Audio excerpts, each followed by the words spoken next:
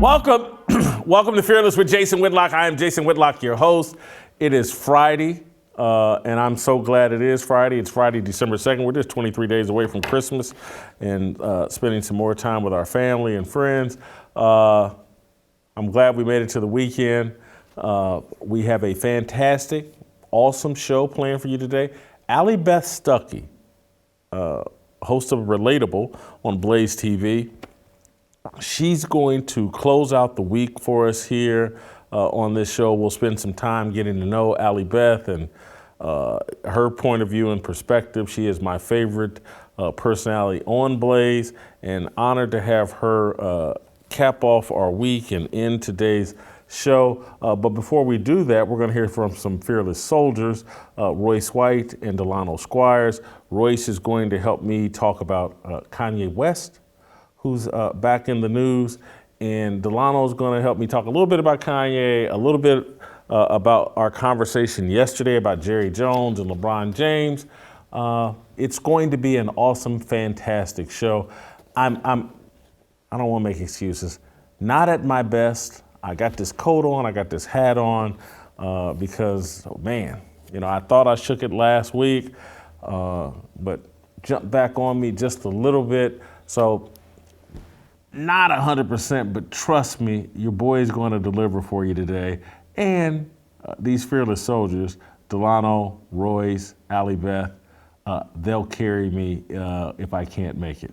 So anyway, fantastic, awesome show. I want to first take care of our good friends and tell you guys about a great special that our good friends at Good Ranchers have been offering you all week. Have you ever received a counterfeit gift?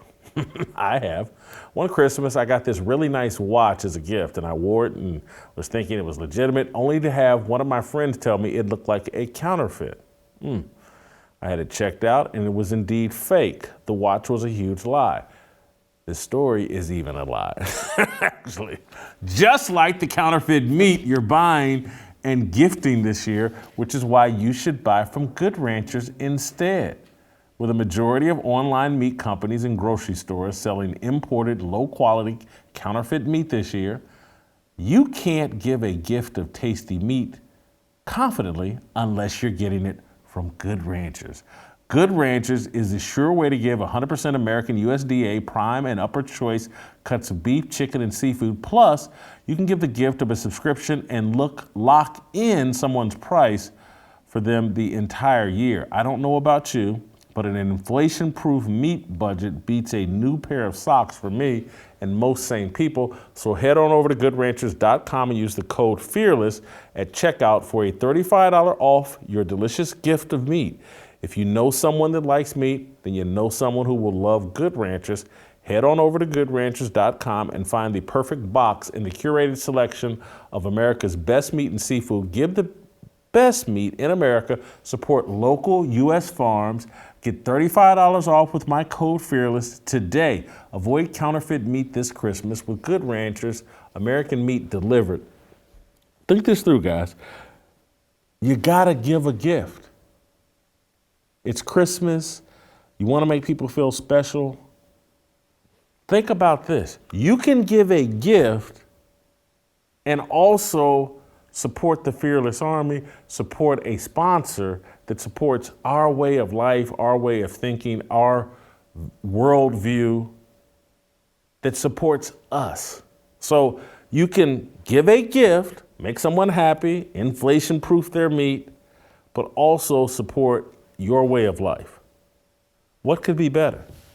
You go out and buy a pair of socks, maybe they're made in China, give them to somebody, or give them something that you know they're going to use. Everybody's got to eat.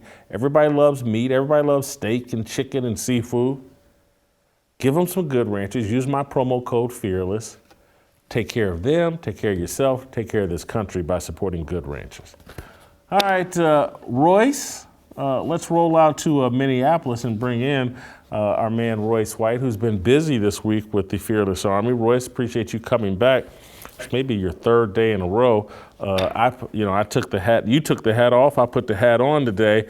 I need your help because the whole Kanye West thing is a lot for me. What's going on with Kanye is a lot for me. I wasn't at my sharpest yesterday or this morning to even follow everything. I didn't get to watch the full Alex Jones interview. I do want to play a taste, a little selection of, and I think Justin helped me out here. Play a couple of clips from Kanye yesterday on Alex Jones. There's one of him defending Hitler, and then there's one of him talking about Balenciaga. Let's play those two clips back to back, and then we'll get Royce's reaction. You're not a Nazi. You don't deserve to be called that and demonized. Well, I see good things about Hitler also. I love everyone, and Jewish people are not going to tell me you can love us, and you can love what we're doing to you with the contracts, and you can love what we're pushing with the pornography. But this guy that invented highways, invented the very microphone that I use as a musician, you can't say out loud that this person ever did anything good, and I'm done with that. I'm done with the classifications. Every human being has something of value that they brought to the table, especially Hitler. Balenciaga, though, you were going to, just overall, what do you, because obviously you were with a lot of fashion brands, and now all the stuff's come out. It's almost like they did this on purpose as a PR stunt. I think so. I'm friends with the head designer, and I believe that it was a setup. I think it was a hit job.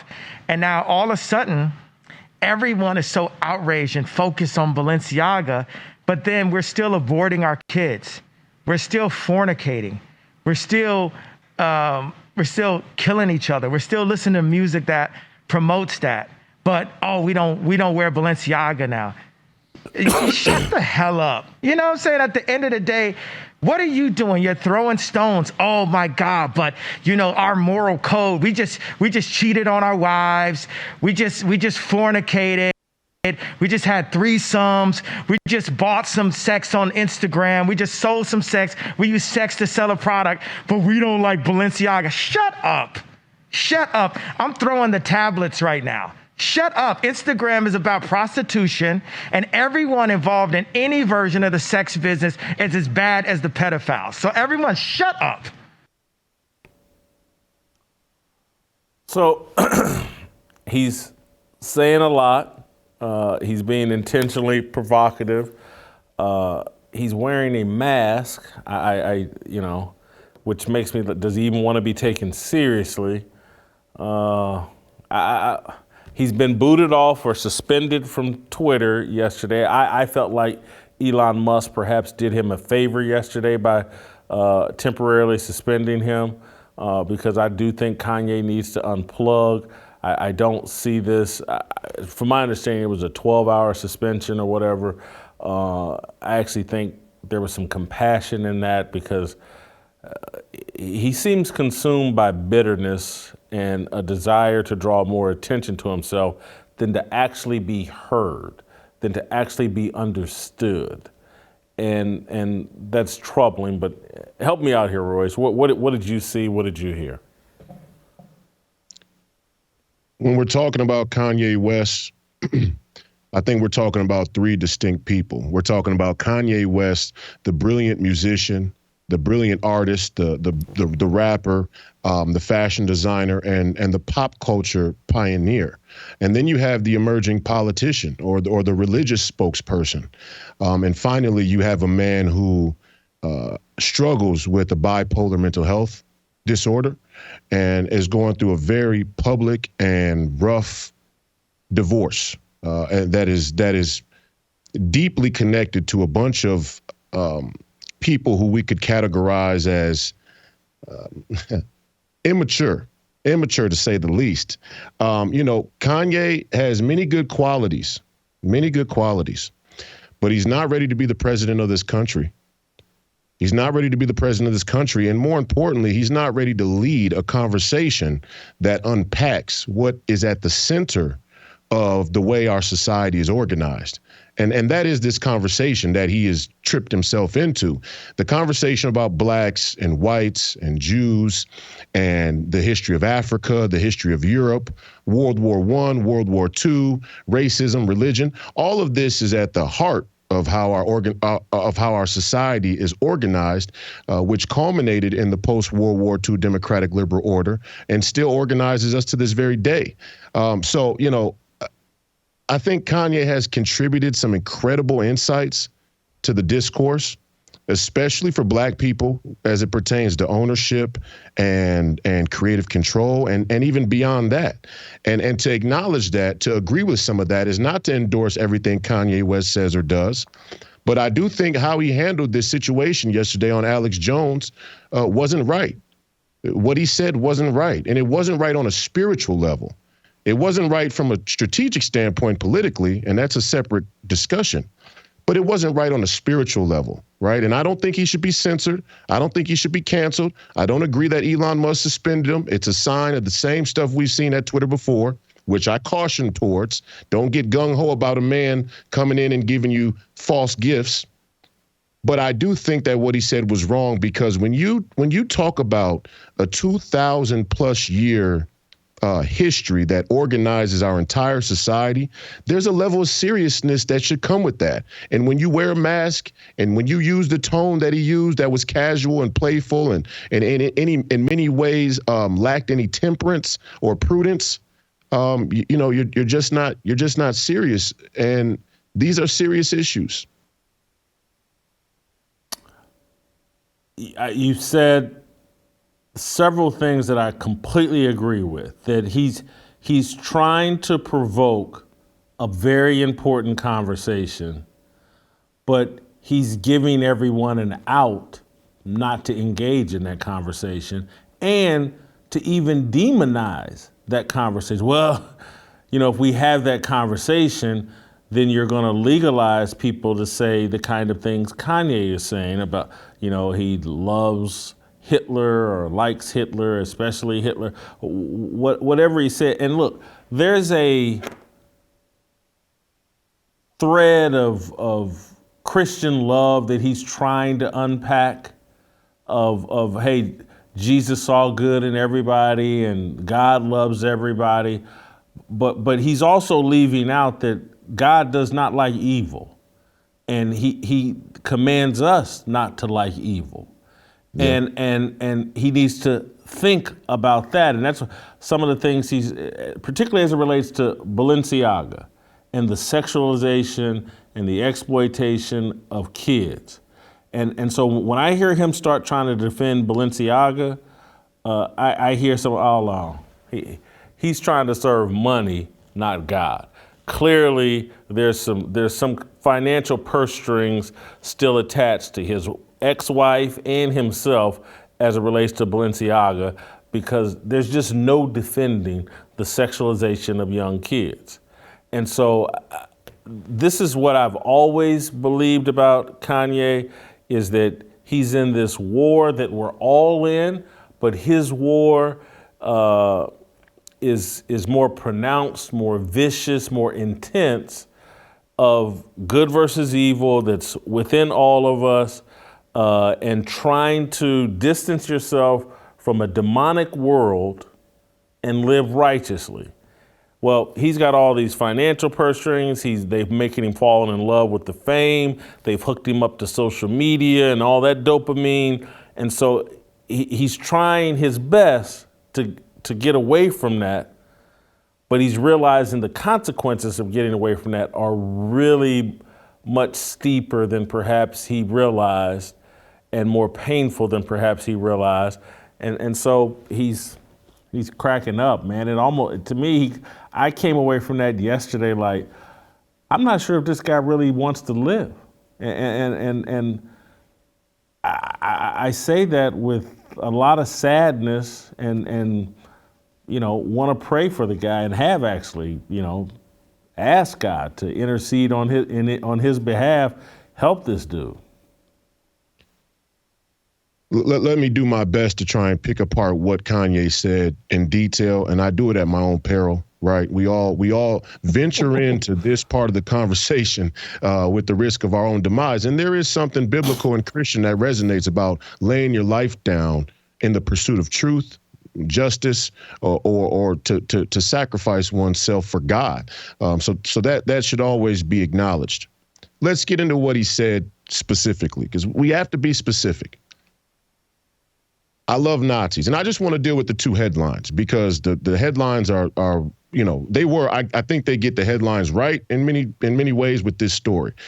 I love the Nazis. Now there is a Christian justification for this. It can be said in a Christian sense, although I didn't get that spirit from Kanye, and he didn't qualify it in that manner in the context of the flow of the interview. And that is important. The way people talk about things, we should take from. We shouldn't count them in totality by the way they say things in the moment, but it does bear on how we perceive or hear what somebody has to say. And it didn't have a Christian ethos to it. It wasn't and in the Bible it says, love thy enemy like you love yourself. And it even tells us to bless those that curse us, those that despitefully use us. So there is a Christian sentiment in there. I don't think he was using it that way. That's my personal opinion from listening to it. And here's the bigger one. And this goes into the history. And this is why I felt compelled to talk about Kanye today. The accomplishments of Hitler, the accomplishments of Nazi Germany. All of us have been taught a history away from this entire controversy where the spotlight's on and every single thing somebody says is wound up and put on blast.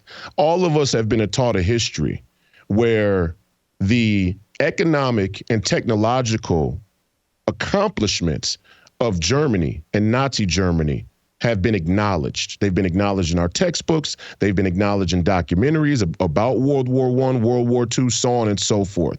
We have acknowledged the accomplishments of the German Nazi war machine from a technological, economic, and even political standpoint.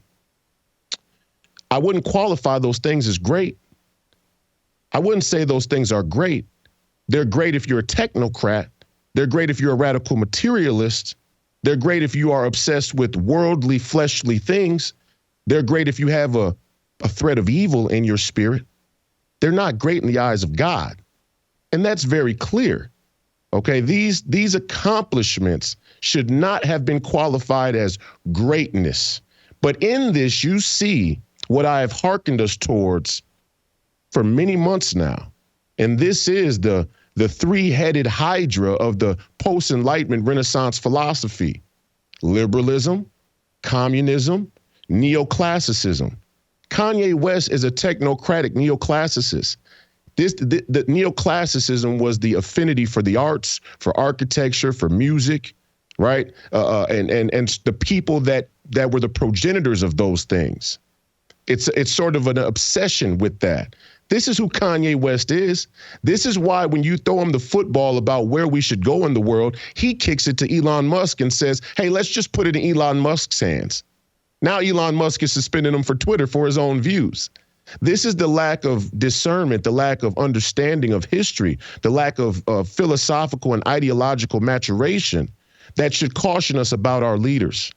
And again, I say that because there are many things that the Germans did that you could quantify as being accomplishments within the context of mankind's history. But I would never qualify those things as great because a person's spirit, a person's intent, a person's motive, a person's heart, a person's agenda all comes to bear on the final analysis of what it is that they contribute to the world.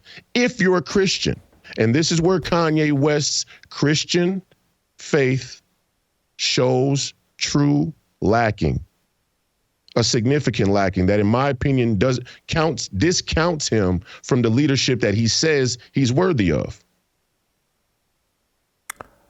What you're talking about, he's very immature in his walk. Or, I mean, that's the positive spin on it. or he's faking it and is really in on the demonic cult still.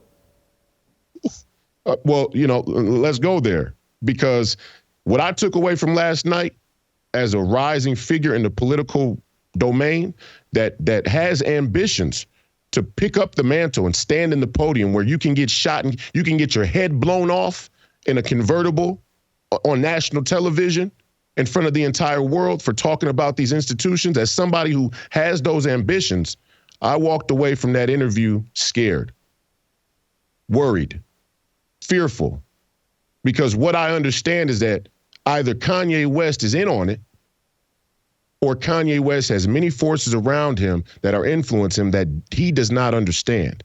And this is why, I'm questioning everybody right now. I'm just going to say that with full transparency. Everybody's in question. The only person I trust is myself, number one, God, Jesus, myself, and you for the most part. I'll give you that. But as far as the spirit and intuition of all of these political figures, everybody's in question now. This is the double cross and the triple cross. I cannot for the life of me. Let me go a step further then. I want to make you uncomfortable, perhaps, a little bit. Go. Because if I'm hearing you correctly, because it is a feeling that I had as well yesterday. It's like, what's Alex Jones doing? Well, this man is, why are you interviewing this dude in a mask? Why? And this went on for 3 hours and 30 minutes. Because again, if let's say I was interviewing Kanye West and he had a mask on, it'd be a very short interview. Hey man, you're gonna either take me seriously and this platform seriously and get this mask off. And then once you start saying all this dumb stuff, I'm gonna wrap up the interview. I'm not going to assist this man in his suicide and or demonic plot.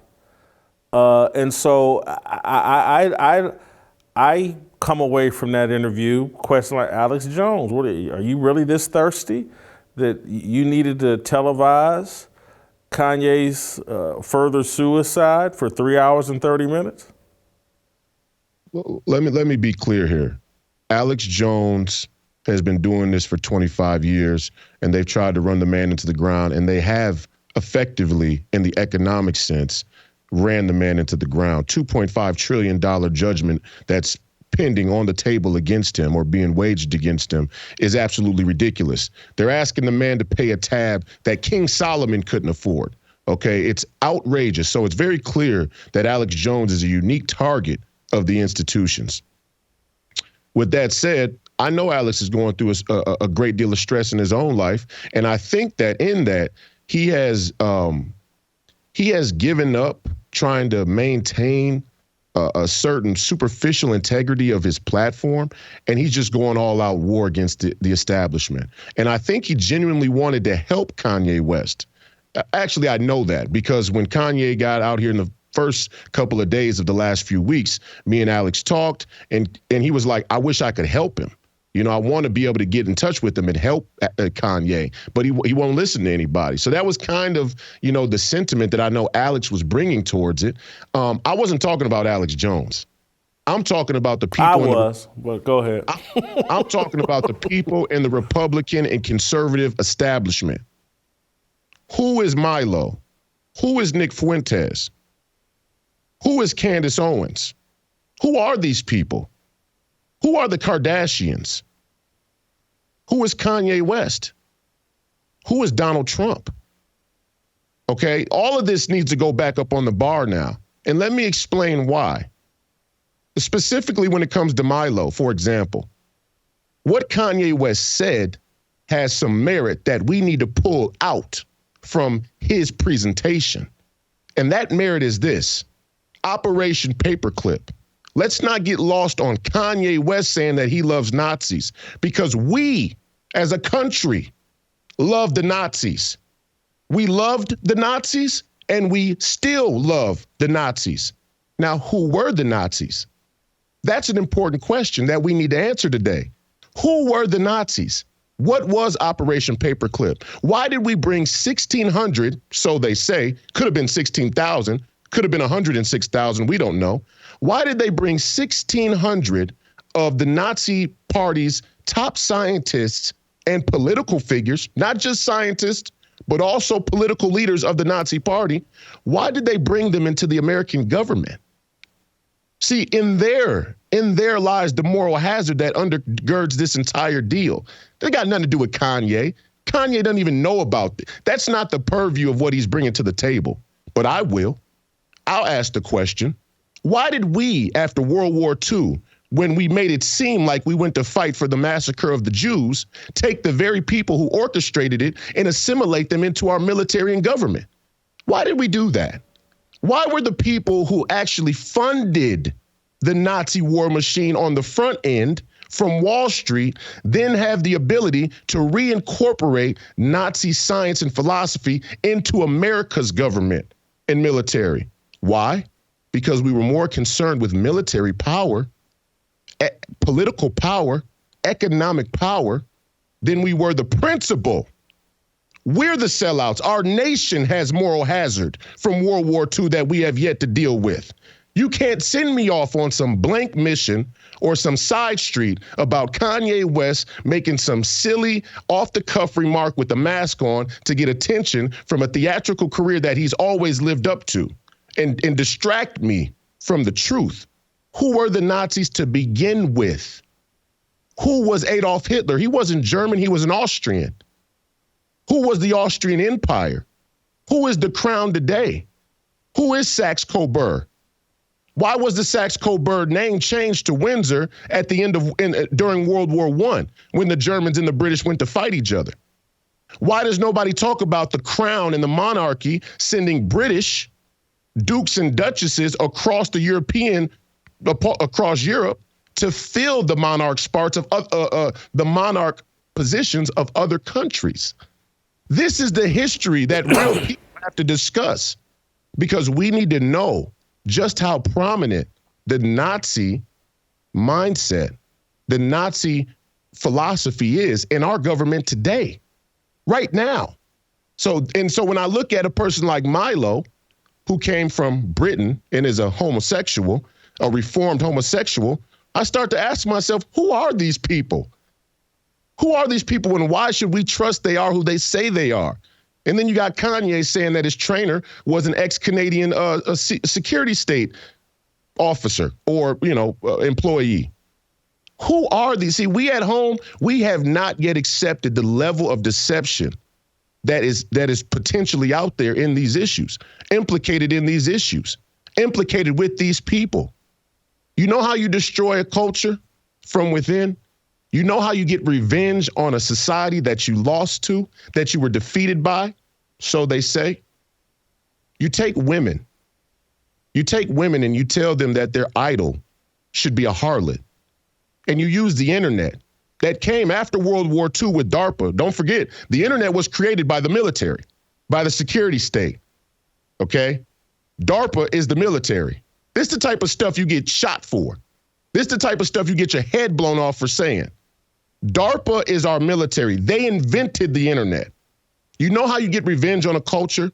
Is you make every single young woman in the society think that their job is not to nurture and build strong men, but to hedge their political power on being a harlot.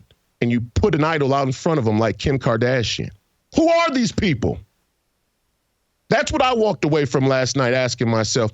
Who are these people? Where did Von Braun go? Let me give you an example. Kissinger, perfect example.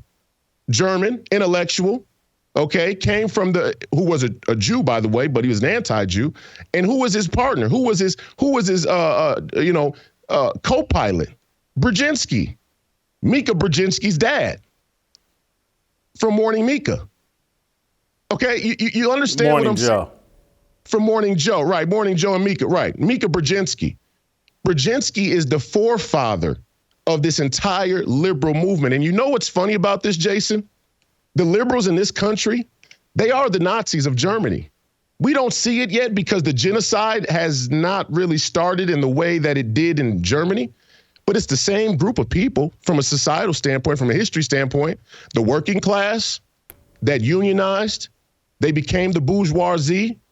They cut off social mobility. Okay, they rigged the system, and then they instituted a military state to police themselves and their power. What do we have here in America? What do we have here in America today? That's exactly what they've done today. That's exactly what we have in our country right now. We just don't see it because the change they made was we don't have to gas you. We don't have to be that brutal with you. We'll just put you on a drug. The drug is dopamine. The drug is a psychoanalysis they did on rats where the rats would push a button to electrocute themselves to death if it would give them the dopamine hit in the experiment. The rat would kill themselves to get dopamine. That's who Kanye West is. That's who Kim Kardashian is. That's who they've promoted themselves to be. They're not even hiding it. They're right out in the open. And they've conditioned a society of people to be very, very similar, if not a mirror image, a spitting image. How many young black men you see walking around with the mask Kanye West had on? How many young black men were buying Yeezys? How many young black men how many young girls are doing makeup tutorials like Kim Kardashian? There's so many young women looking like Kim Kardashian, I'm thinking they're starting to clone these people. We're living in a psyop. We don't want to admit it. We don't want to believe that people are this powerful, corrupt, and effective. But that's who the Nazis were. And that's what we should be afraid of. I don't care about what Kanye West has to say on the matter. I care about how prevalent Nazism, fascism, neoclassicism, liberalism, communism are right now today in our society. And who's going to lead us out of it? Because these people aren't even serious. Why do they have a bigger platform than you? Why has the system and the algorithm rewarded people such that Kanye West gets to speak on behalf of the future of this country, this great nation? Is that by accident? And we could even extend that to Donald Trump, who I support and think he can do better than a lot of his competition, but he's not ready to talk about these issues with a full throat. If I'm really getting down to it, I would love to get in his ear too and pick his brain about who he is. Everybody's in question now.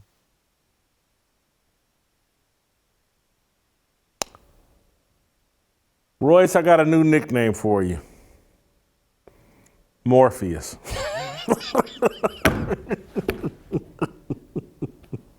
We're just gonna call this the Morpheus segment.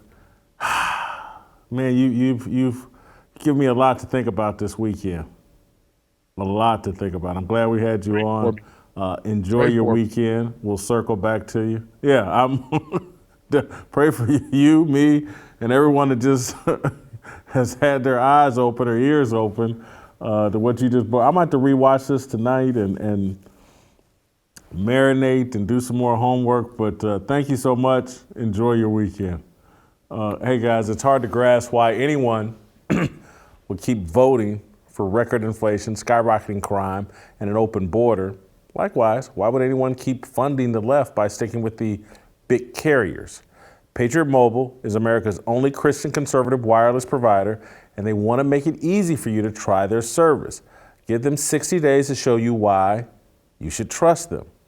Right now, when you try Patriot Mobile for 2 months, get your third month free, plus get free activation.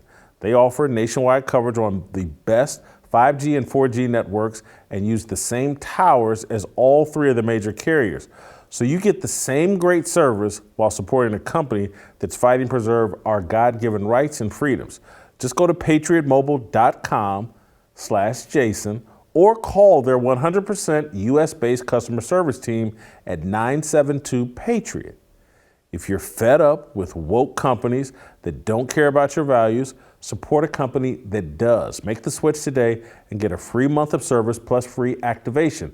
PatriotMobile.com/Jason. That's PatriotMobile.com/Jason. Or you can simply call 972-PATRIOT. All right, if you want to send me feedback, email, you want to help me understand everything that Royce just broke down, hit me at fearlessblazeshow@gmail.com. Delano Squires, we just went deep with Royce. Now we'll go smart with Delano. I wanna be, I just want, I wanna be, I just want.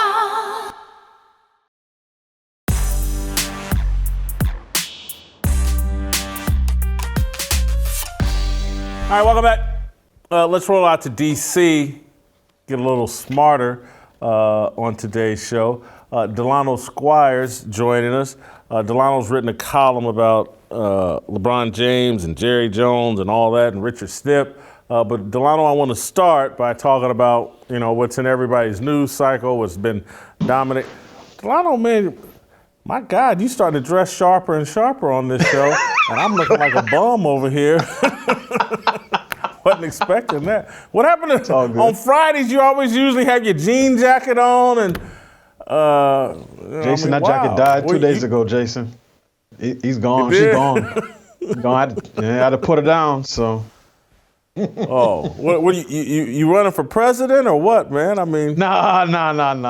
Just trying something different. All right.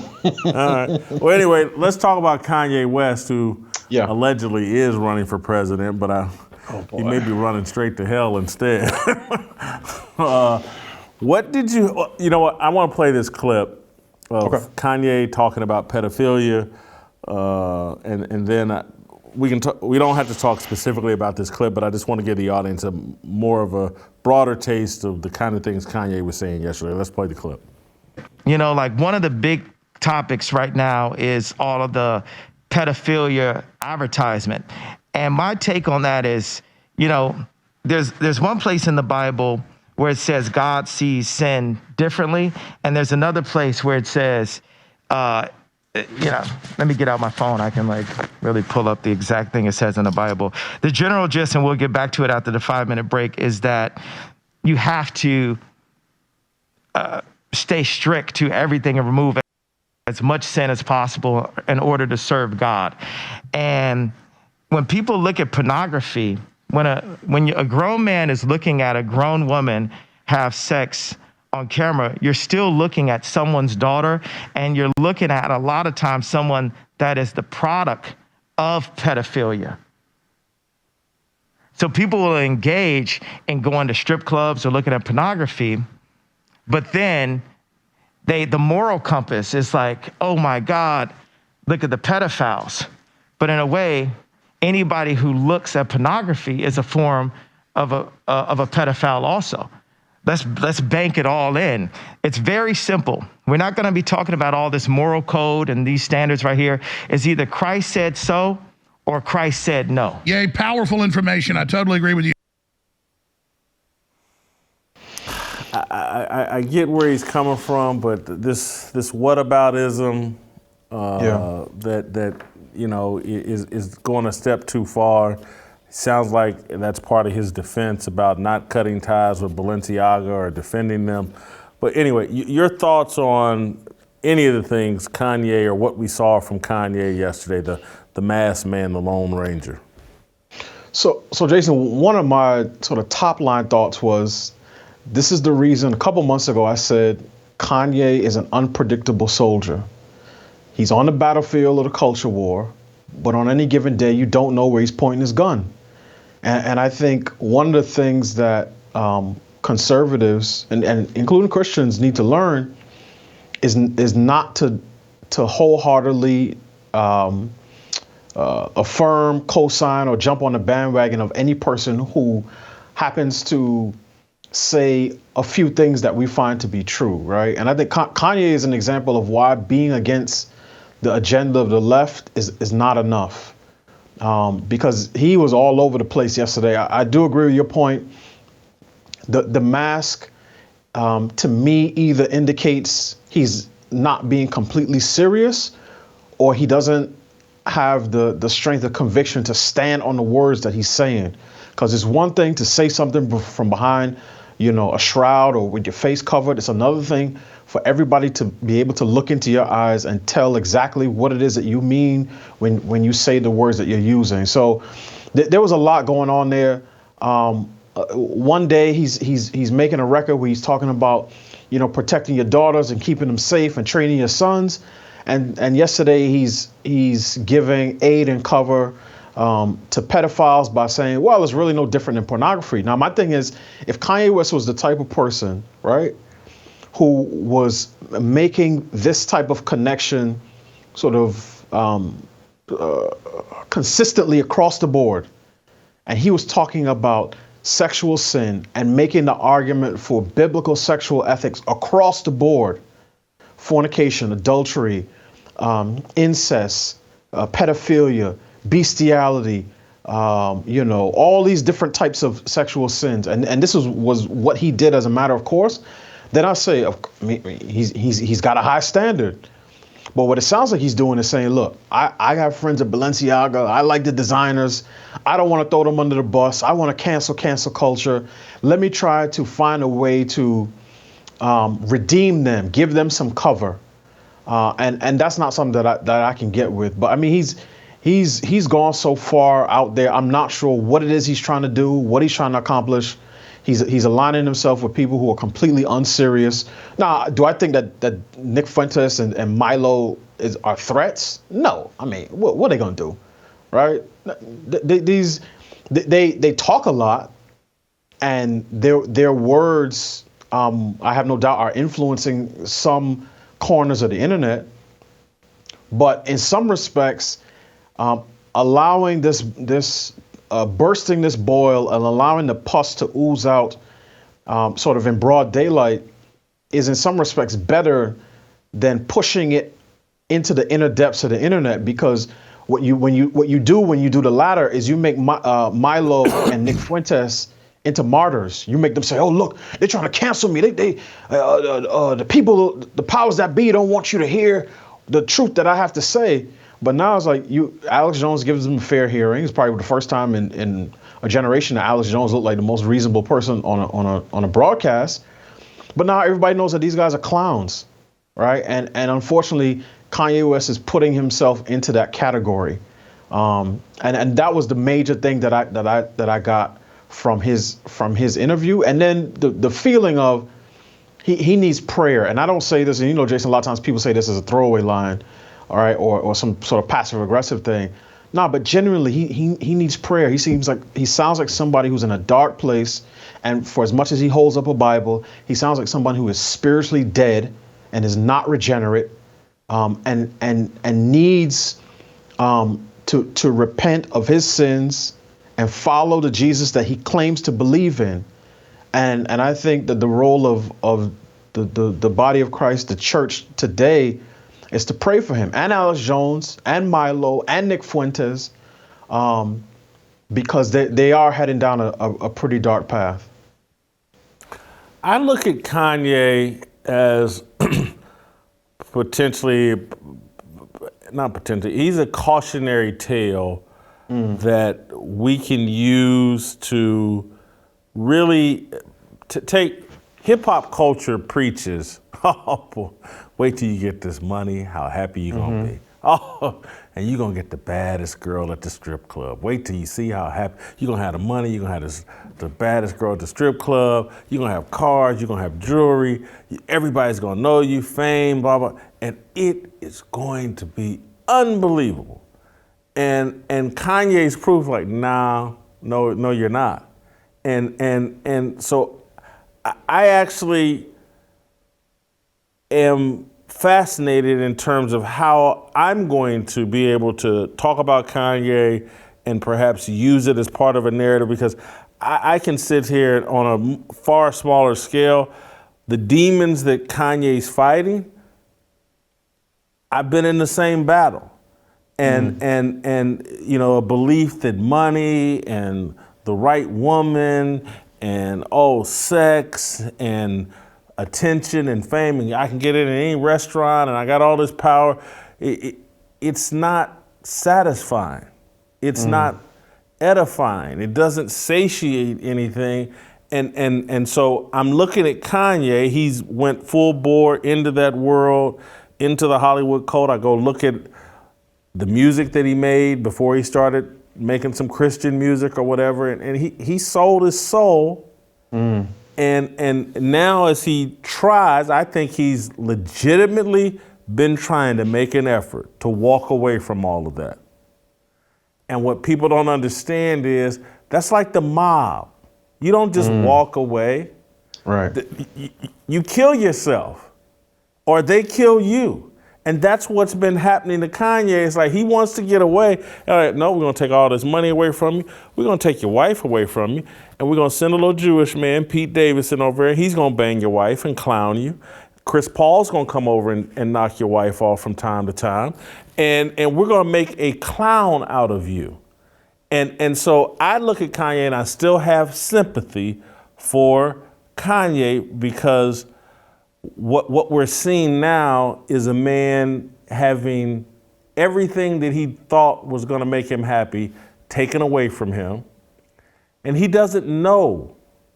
He thinks he knows, or he's hoping that religious faith and Christianity, that Christian walk is going, but he just can't get there. And so the man looks destroyed to me mentally. If you can't see your kids, you figured out, well, dang, I done married the biggest whore in Hollywood, and everybody was getting a piece of it. He's embarrassed, he's all that, and so he's engulfed in bitterness.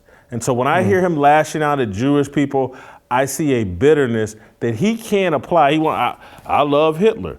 Well, hold on, if you can love Hitler, how come you can't love these Jews? I mean, if you want to apply Christian love in all directions, give it to these Jewish people that you keep trying to demonize. But he's engulfed by bitterness.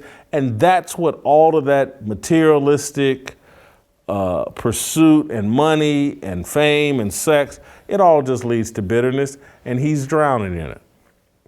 Yeah, Jason, you made a fantastic point to start when you talked about just the sense that he's starting to self-destruct. I'm feeling the same way about Kanye that I used to feel about Mike Tyson probably about 15 years ago, where I felt if Mike Tyson gets to 45, it'll be a minor miracle because he was just exhibiting such self-destructive behaviors. And Kanye is on the same train. And one of the things, and I thank God for this, I know, there was a couple months ago when I shared, a tweet about my own personal journey and how I lived when I was late 20s, late 20s, because I got married at 30. And people laughed and said, oh man, this guy didn't have a couch, he didn't have a sofa. But even at that time, when I was less mature in my walk, I was content. I've never been jealous of anybody's life. I've never looked at Hollywood stars and said, man, I want what they have. And part of the reason is because they all seem so miserable. Right? A disproportionate number of them kill themselves, which is unfortunate, right? So the money is not addressing, that inner turmoil. A lot of them are hooked on drugs and alcohol. A lot of them use sex to medicate themselves and to try to fill that God-sized void that's within all of us. They claim to have superior knowledge and they've been exposed to this and they think that, that they are many gods, little g, but their lives are not ones that are marked by peace and contentment. And for quite some time, that's all I've wanted. And I know some people may think that sounds boring, but a lot of these guys, like they're collecting stuff and no amount of stuff is ever going to fully and finally satisfy the types of needs that they have, and that's one thing. So, and Jason, when we were younger, sometimes you see these commercials with, telling you to donate to these poor kids in Africa and so on and so forth.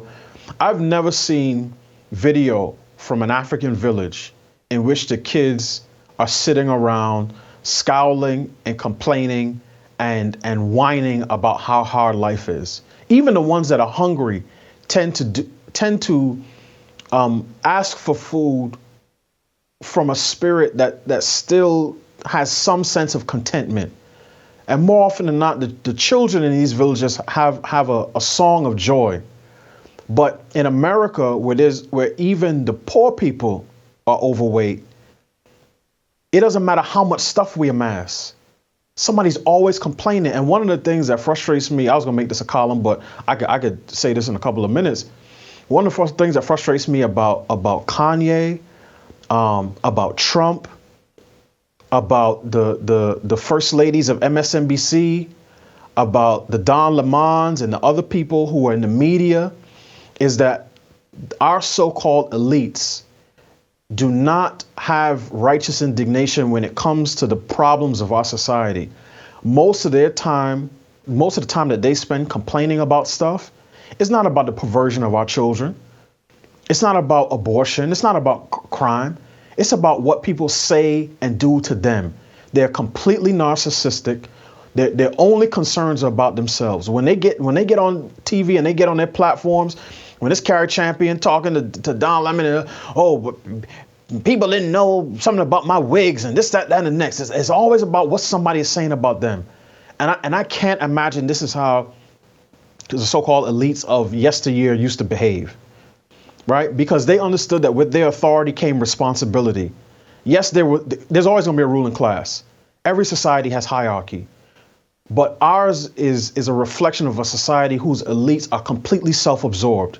And that's why 2 years ago, when cities were burning and people of all different colors, shop owners and small business owners were complaining and saying, look, we need help. Our businesses are being looted and burned to the ground. The people in Washington had nothing to say because it was serving their political agenda.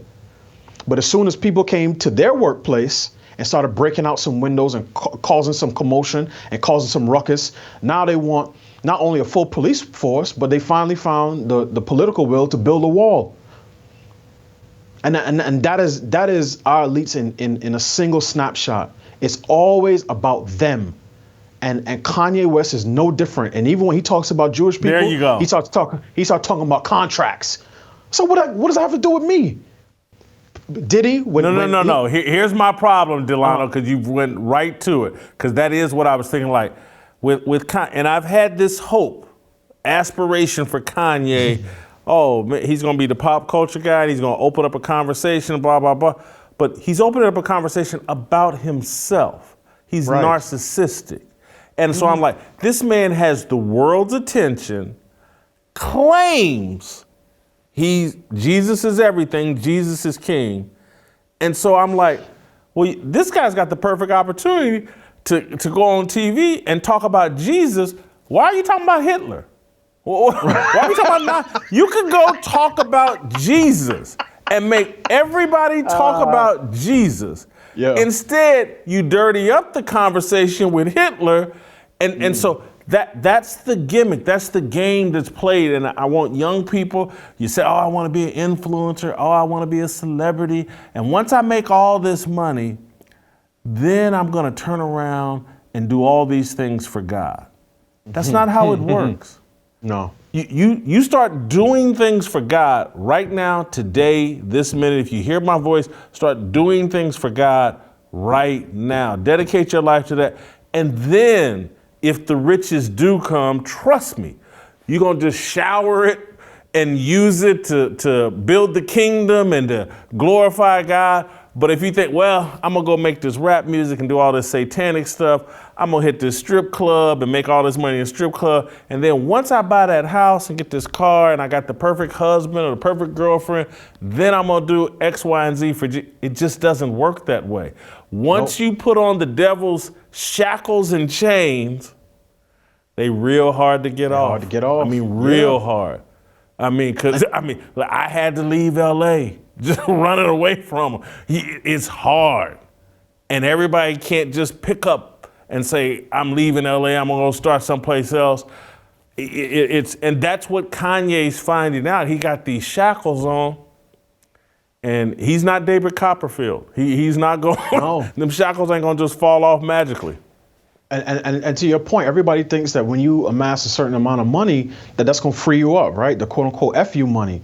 But nah, what's more likely is FU poverty is what frees you up because you have nothing to lose. And then there's the rare breed who says, I do have something to lose, but I'm willing to say it anyway, right?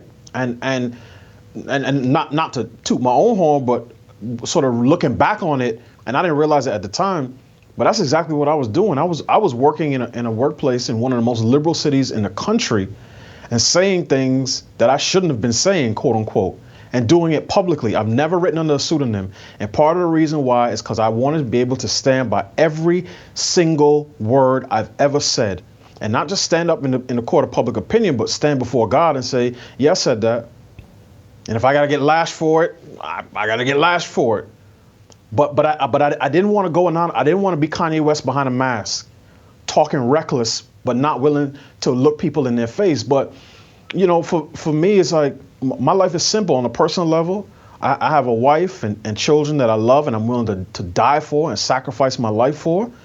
But then on a professional level, all I've ever said, Jason, for 10 years is I think that black men and women should marry each other before they have kids, should get rid of garbage culture so that we are not promoting self-destructive and dysfunctional behaviors, and that we should endeavor to live in communities that are marked by peace and safety. That's it. And if I get called a coon for that, then so be it. But one thing I'm not going to do, and one of the things I appreciate most about you is that you are not like these people. Every time I hear, the Jamel Hills of the world, and even LeBron Jameses of the world, it's always a complaint about themselves. And I told my wife the other day, is like, if you ever catch me on TV talking about, oh, my life is so hard, people said it this, and they sent me a coon meme, and they got me tap dance like Daffy Duck. I'm like, please slap me privately, of course, but because I don't want to live like that. That's the point of having an opportunity to speak to the masses, to the broader culture, is not so that everybody feels sorry for me. Because if you're that type of person and you're so sensitive that the internet accounts with one follower make you have to go in there and prove yourself, like some people that will remain nameless, who Roland Martin. But if you're that type of person, right? You don't deserve you don't need to be speaking publicly about things. You should just talk to your family and friends, vent to them, write in your diary, and just go on and live a good life. But if you want to carry the mantle of leadership, everything can't be about you. And that's one of the problems that Kanye has yet to solve. D, I got to keep it moving. I got to get to Allie Beth Stuckey. Have an awesome weekend. Thank you so much. Appreciate it. Get your Fearless Army swag at shopblazemedia.com/fearless. Allie Beth Stuckey. Thanks.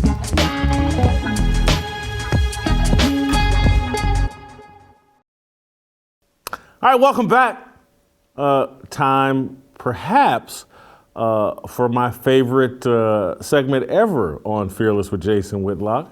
My favorite Blaze personality, one of the strongest voices in the culture war, is finally joining us here on Fearless. Allie Beth Stuckey, the host of Relatable on Blaze TV.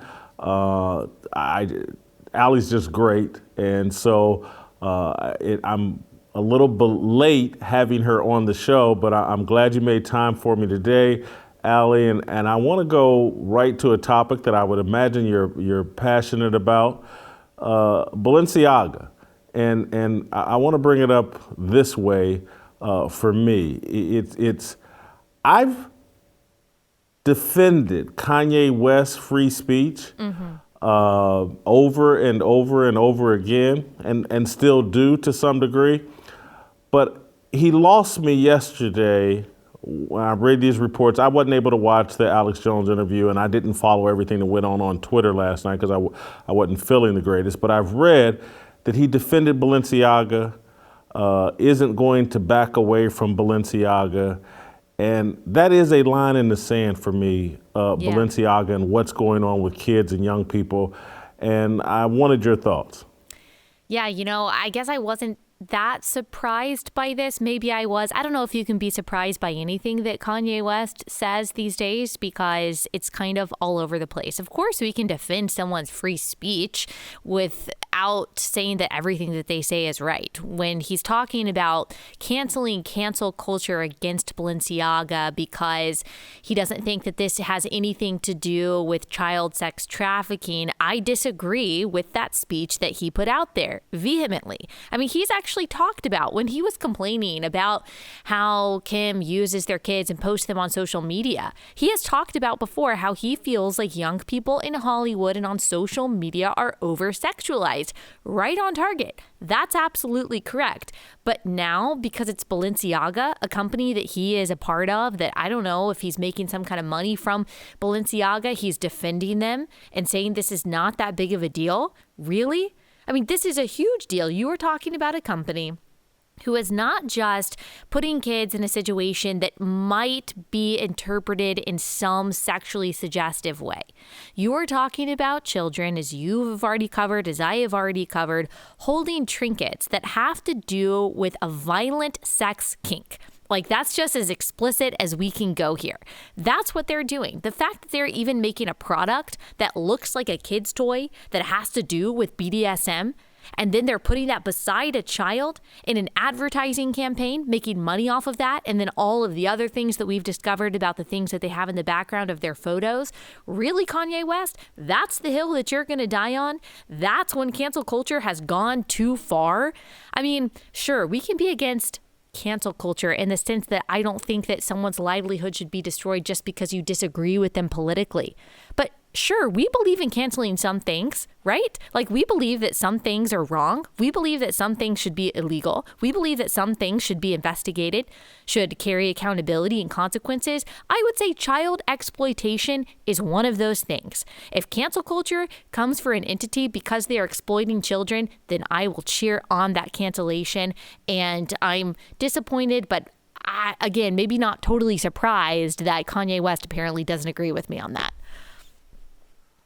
I would assume you know more about the fashion industry than I do. Not much. But what I do know, what I do know about the fashion industry is it does seem to be at the forefront about this extra level of sexual revolution we seem to be going through here in America. I started pointing this out probably 4 or 5 years ago. That there's a clothing line called Bonobos, and they started making all this metro or clothing that's for men and for women. And then I went and looked up. I was like, what does the word bonobos mean? And it's about an ape that's bisexual. And I started telling my friends, like, the fashion industry is pushing all of this sexualization and all of this, let's throw all the rules out. And I look at athletes, NBA players, NFL players, they all seem to be into the fashion industry, and walking into an arena is now a fashion show. And they've aligned themselves, Balenciaga, Bonobos, and all of these things that are pushing no sexual rules or boundaries. It's not by accident. Yeah, I was actually thinking about this yesterday. Why is it the fashion industry that seems to be on kind of the front lines of a lot of this perversion? And I think that there are a few reasons. Obviously, we just know the existence of evil, the existence of wickedness can pervade any industry. But also, I think that you have a lot of people who are artists, and artists are obviously amazing and have incredible talent, but they are used to pushing the boundaries. Also, they just think differently. They're kind of odd very often. And so if you wed kind of the eccentricities that come with being an artist and how artists think with degeneracy and wickedness and evil, what you get is using artistry to depict perversion. And that includes exploitation. And a lot of these companies like Balenciaga is really blatant in their, I'll just say it, Satan worship. Like, the things that they display are openly, unapologetically, unabashedly demonic. That's not just my interpretation, but when you look at some of their fashion shows, how they have dirty or bloody babies, how they are creating these bears with BDSM gear, and some of their models look like they've been beat up, I guess, in some kind of BDSM session. When you look at some of the designers that people have discovered have designed for Balenciaga, who on their own Instagram pages have like devil worshiping depictions. You're talking about using artistry to actually worship Satan. And something that we see is a theme throughout history when it comes to blatant demonic worship is the sacrifice of children that goes all the way back to Molech in the Old Testament, when Israel was actually sacrificing their own children to the false god of Molech. It is the same thing here today. It just has a high price tag. It has, in some cases, high-end designers and pretty fabrics and flashy colors. And so people think because it looks nice and it's a status symbol or it makes them money, then it's a kind of evil and demon worship that they're willing to play around with. I not ashamed to admit, I've had sympathy for Kanye West because having lived out in LA for 10 years and worked in the television industry, I do see Hollywood as a demonic cult. I think that Kanye joined the demonic cult, and I think that he's been trying to use Christian faith to unhook himself to that demonic cult.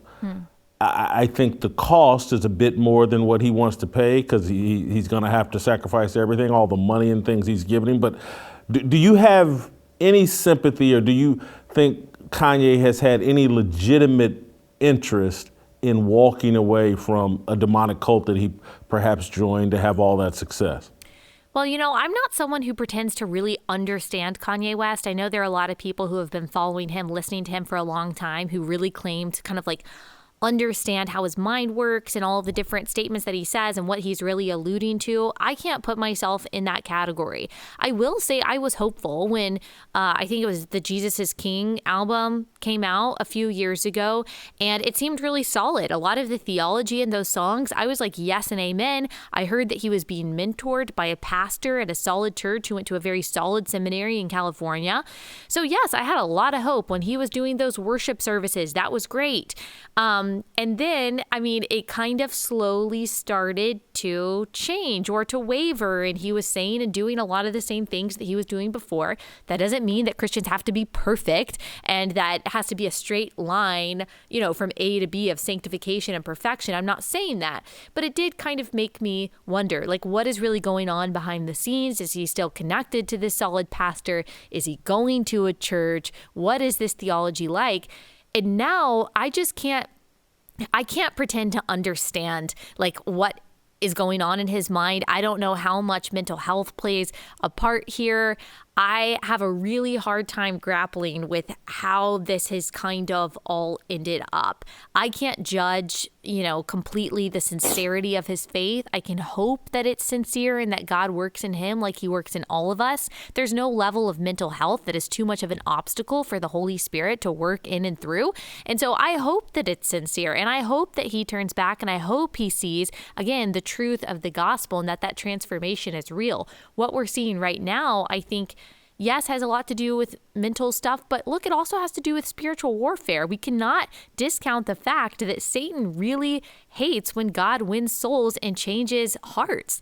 And so we can't discount the fact that there is obviously dark spiritual stuff going on in Kanye's life, in Kanye's mind. And that is a battle that unfortunately a lot of us are seeing play out, and it's really ugly in a lot of ways. And that's, you taking me right where I wanted to go in terms of Kanye, to me, and people will hear this and be like, oh, but he's almost like a metaphor for what's going on with America. And so part of my hope, we're like, man, can Kanye fight off these demonic demons? And maybe that will be a signal that America can fight off these demonic demons, because I feel like we're losing that when our Congress is passing the Respect for Marriage Act and calling it the Respect for Marriage Act when it's actually the federal government trying to redefine marriage, which comes from the Bible, and trying to codify same-sex marriage. I look at America and say, wow, we're really, the direction we're headed is really no different than the direction Kanye's headed. Yeah, I guess you could say that a lot of people's spiritual walk is a metaphor for the United States, a country that was founded on really good ideas and ideals. Of course, was never perfect, but we were headed in a direction through multiple, human rights victories and basing our policies on the Constitution. We were heading in a direction that looked like flourishing for all kinds of people, no matter where you started.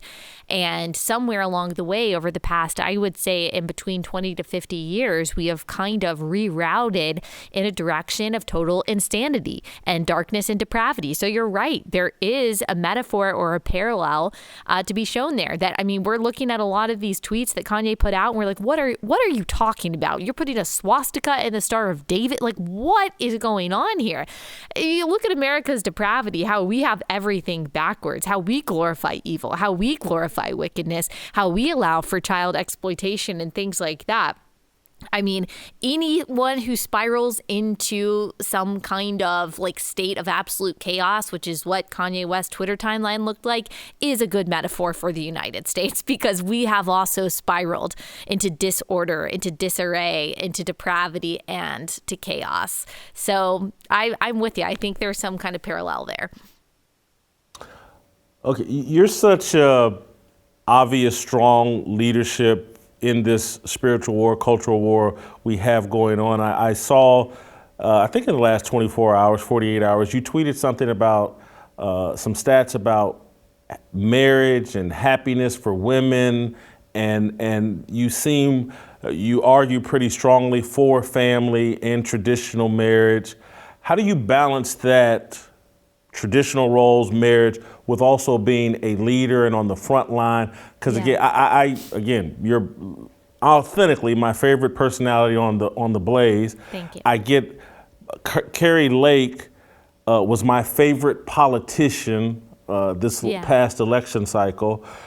Kathy Barnett, before her, you know, she lost out to Dr. Oz and what's his name, Sean Hannity and these guys. Yeah. So I get very excited about strong women, leadership in the political space and sphere, but then I go back as a patriarch or believing in male leadership, and I don't know how to balance the two.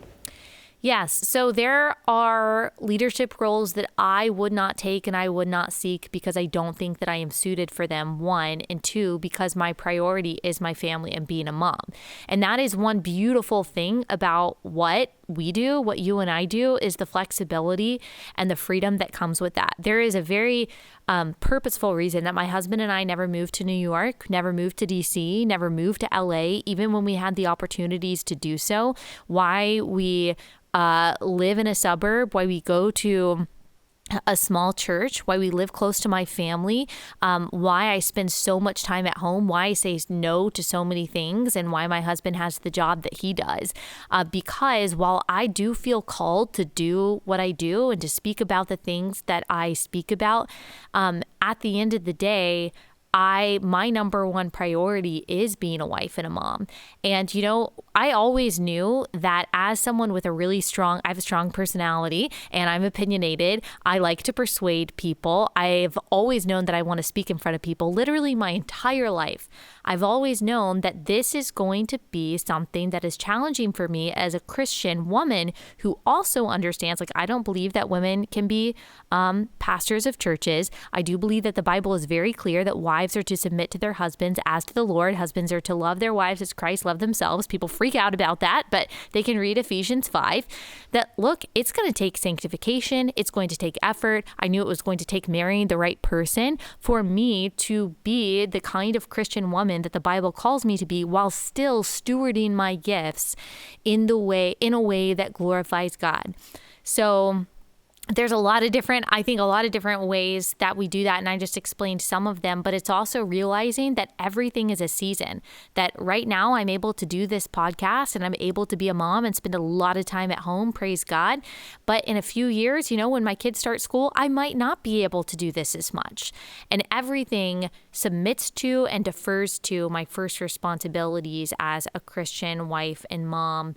And I definitely don't do that perfectly, but I think it's figuring out, okay, how does God want me to use these talents and use the platform that He has given me without compromising the priorities that I know He has laid out for me in Scripture. So yeah, it's a balancing act, and I don't do it perfectly, but I try by the grace of God. And so how does that philosophy apply when you look at a Carrie Lake, and how should I apply it to my view? Because I loved Carrie Lake and was like, oh, I hope one day she's president. And I'm like, should I think that?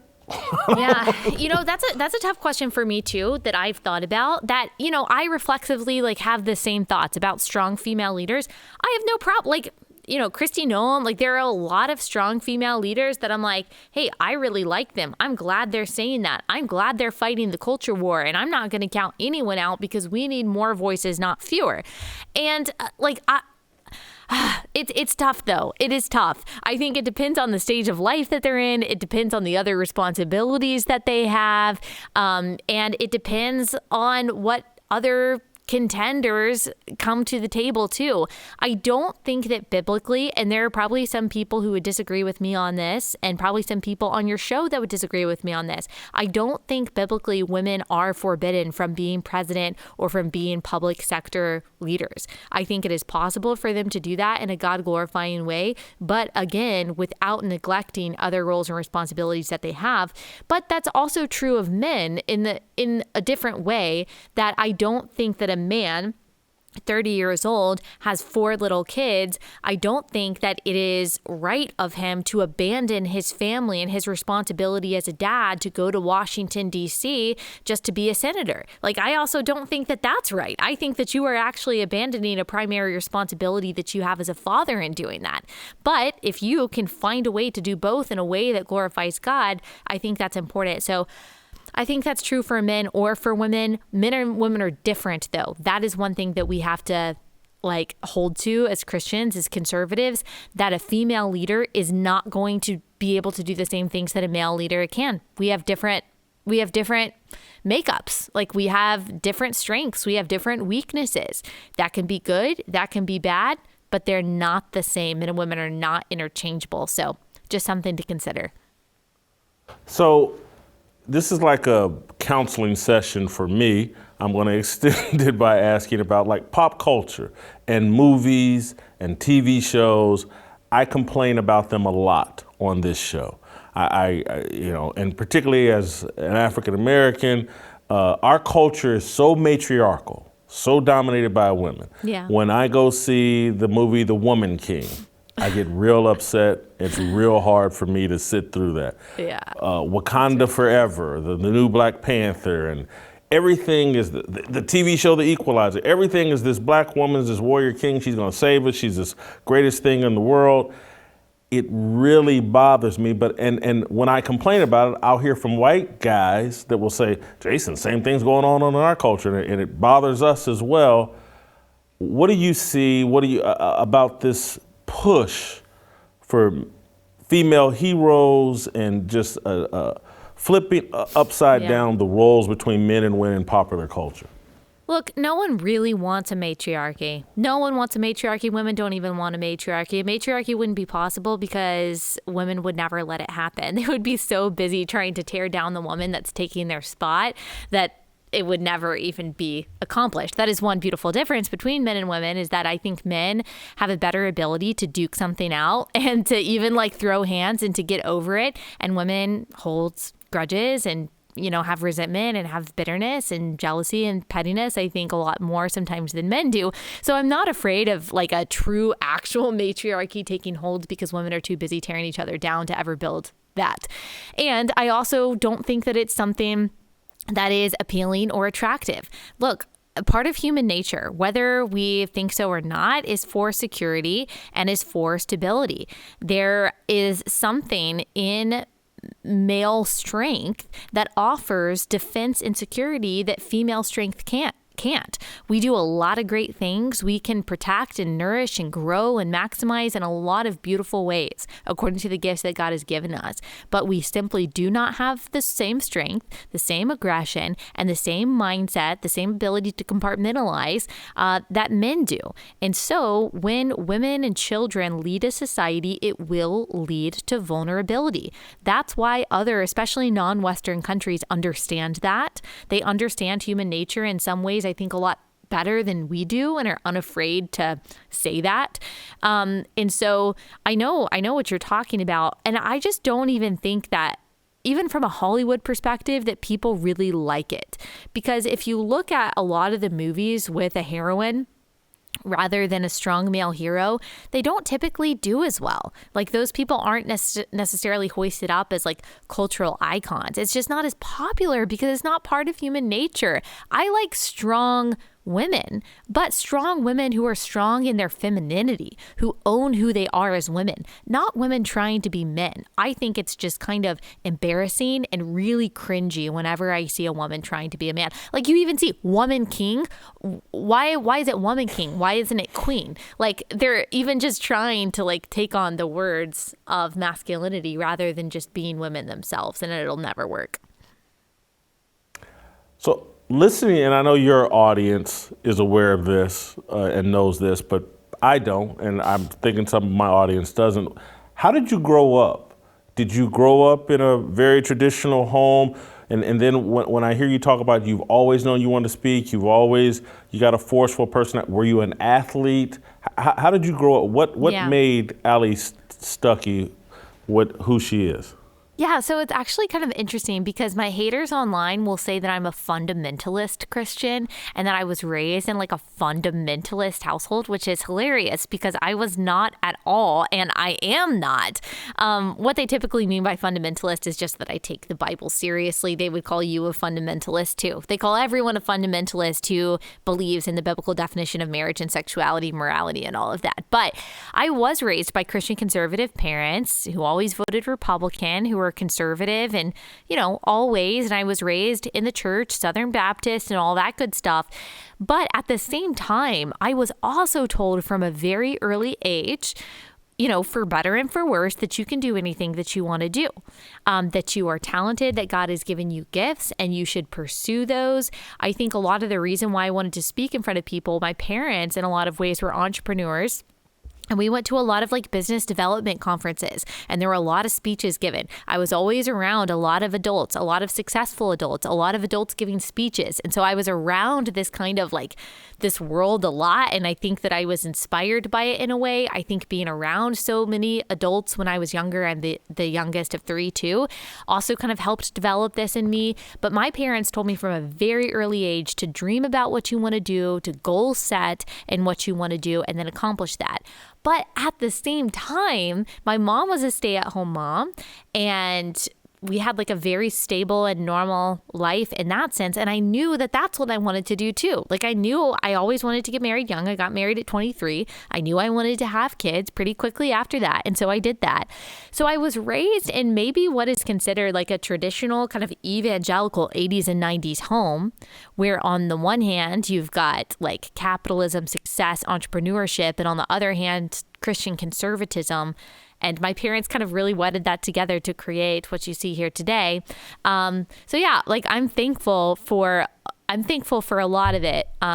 Definitely not like a fundamentalist household that cared about success, cared about, pursuing financial independence, cared about working for yourself and not for a boss for the rest of your life, but also one that had conservative and traditional and family values.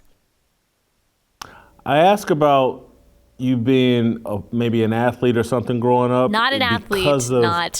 Not okay. No. All right. Well, then I wish.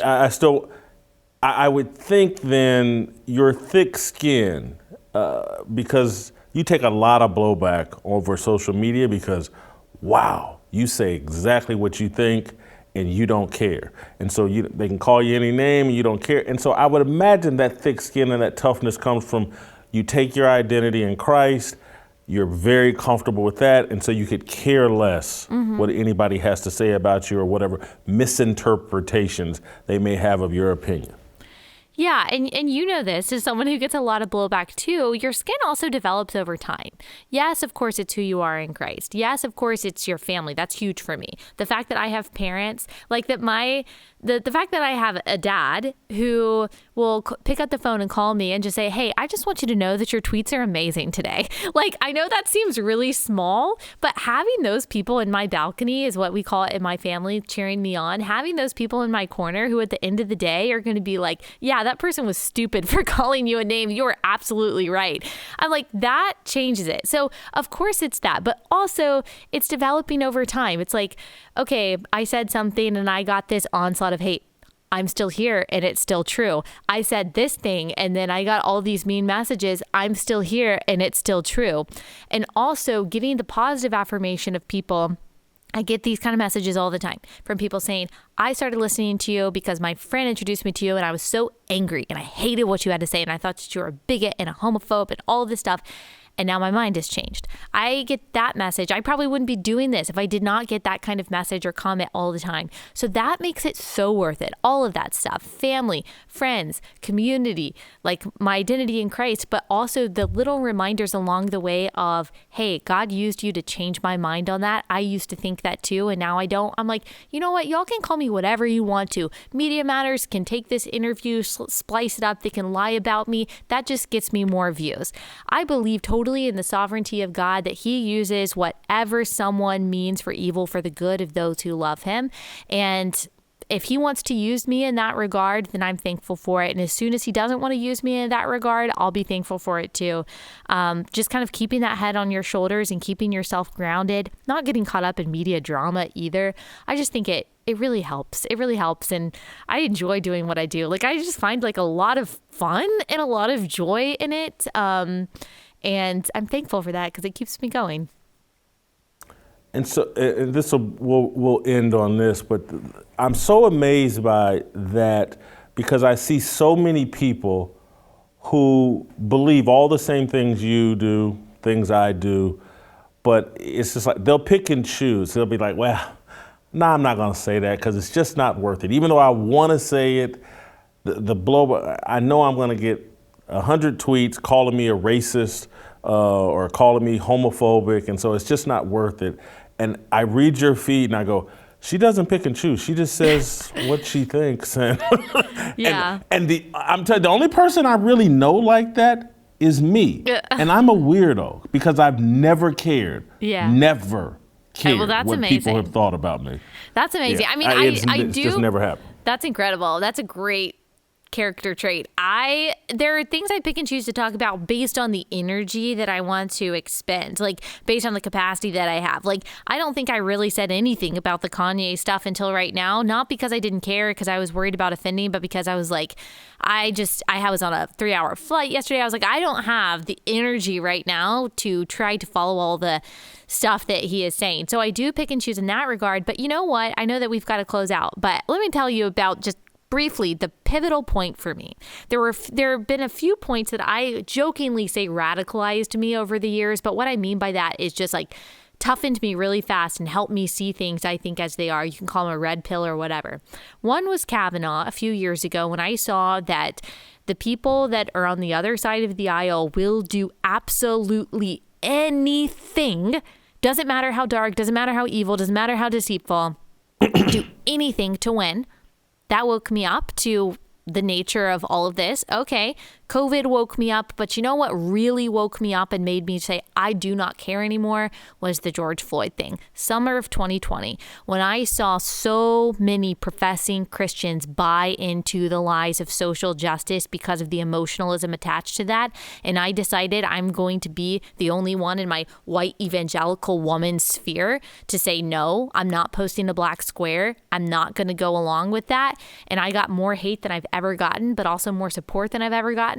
I said, okay, I threw my hat in the ring. I'm willing to go at it. I don't care what you call me. That, I think, really kind of changed my perspective on what I'm willing to say. I wasn't expecting the George Floyd thing. That's really good and fascinating. I want to ask one more question now as well. Just who do you look around the internet or YouTube or TV? Any role models out there, people that have inspired you, or maybe there's some peers out there that you like? I really like their work as well. Gosh, I take so much from so many people. Some people that people know, like you, like Matt Walsh, like Delano Squires, like Katie Faust. But then there's a lot of people that previously, people didn't really know about. I think you've had probably both Daryl and Virgil on your show before. A few years ago when I started listening to them, they were a lot smaller than they are now, and awesomely they have grown so much and their platform has grown. There's also an author named Nancy Pearcey who I think talks very clearly culturally and theologically about all of the different moral issues that we're facing today. Also, I know that this is like crazy both for you and me, who would never consider ourselves feminists, but there are some women who consider themselves feminists who are completely unrelenting and just even like harsher in a good way and clearer than anyone on the trans issue. There are some who started an outlet called Redux, who, I mean, they are just hammering this issue over and over again. And even though I disagree with them on a lot of things, like, I'm really thankful for that. I find that the internet is full of fascinating, interesting, smart people. Oren McIntyre, he just joined The Blaze. That's the name that he goes by. And he has a lot of interesting writing. Pedro Gonzalez has a lot of interesting writing. The American Principles Project. I mean, I could really go on and on. Like, there's so many smart and fascinating people who have helped shape what I think about things today. Tucker Carlson, especially during the whole, like, COVID and George Floyd thing. I mean, my husband and I every night were like, oh, what's Tucker going to say? So, man, there's a lot of people who have really shaped my ideas over the past couple of years. Allie, thank you so much for taking the time and helping me get through today. Thank you. I don't feel Hope the you feel greatest, better. but it was great engaging with you. Yes, Thank I you. will. Thank you so much. Allie's little final statement there about, like surprising people that jump on board with you reminds me of, and that you have respect for. She was talking about feminists, but Tucker's had on this woman from Gays Against Groomers. And the first time I saw her on Tucker Carlson's show, she used the phrase, the Alphabet Mafia. And I was like, well, come on, Alphabet Mafia, that's my thing, that's my saying. I'm like, this woman watches or hears my show or has heard me or seen me on Tucker, and she's out there throwing my pet phrase around. And so this time will make unique allies. But hey, thank you guys so much for sticking with me this week. Thank you, Allie, for helping me end the week on a high note. We'll see you guys next week. In our decisions, we all wanna go to heaven with freedom. It's my obligation, no hate, discrimination, raising up your hands for freedom. Raise up your hands for freedom. I just want, I wanna be, I just want, I wanna